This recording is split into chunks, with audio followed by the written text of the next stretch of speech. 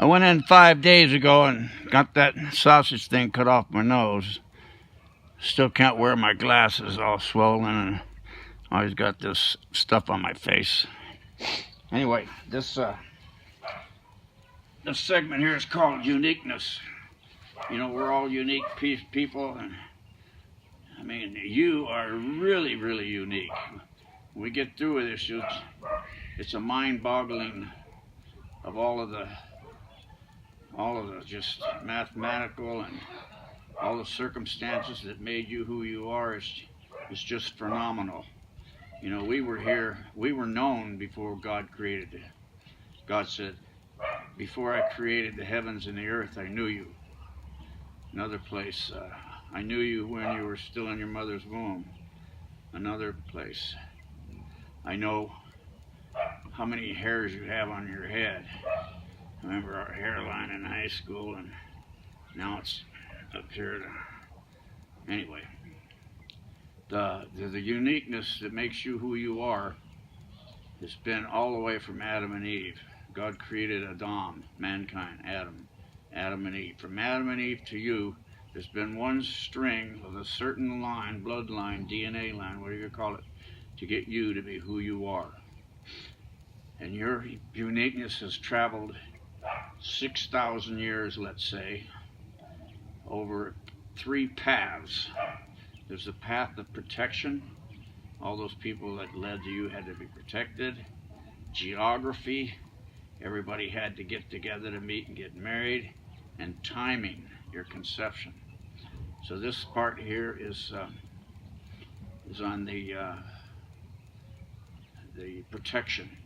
I'll give you an example of in my life. My grandfather, great-grandfather, he was in the Civil War. He was a doctor, and he's on the front lines.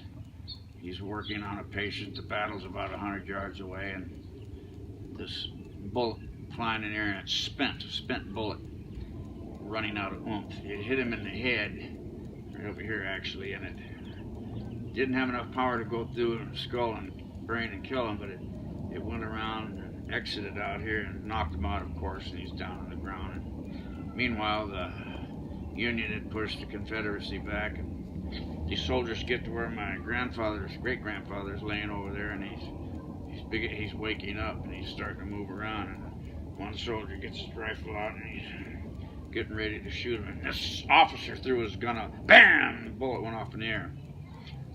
That's one example of protection. If he'd have killed my great-grandfather, no grandfather, no dad, no me, no nobody else. And so let's talk about generations per 100 years. My grandfather gave birth to my dad in 1909, and the other side gave birth to my mother in 1912. My mom and dad gave birth to me in 1939. My wife Mary and I gave birth to Tanya in 1963. Tanya and Daryl gave birth to Ryan in 1987. So there's 5 generations.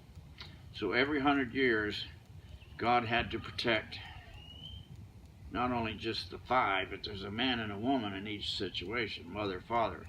So there's 10 people every 100 years that God has to protect in order for you to be who you are. So let's do that by 6,000 years. That means 60,000 people, thereabouts. God had to protect 60,000 people in order for you to be who you are.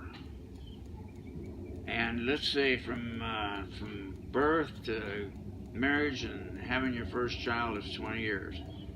See, my wife was like 18 or 19, and I was 23. So let's just say 20 years. And it takes 20 years for the kid to grow up and have his first child, or a woman to have her first child. And so that means 60,000 people over 6,000 years watching over their first 20 years of life, that for 1,200,000 hours, God has been protecting you, protecting all those people that come up to you being who you are. That's just how unique you are. And there's the mathematics of that. And then as we go into the next stage, geography, it's getting the two people together to be your mom and dad, and then the odds just keep growing. And then when we get to the timing part, the point of your conception, mind-boggling. At any rate, you're a very unique person, and we're going to explore some of the things that took place in order for you to be who you are.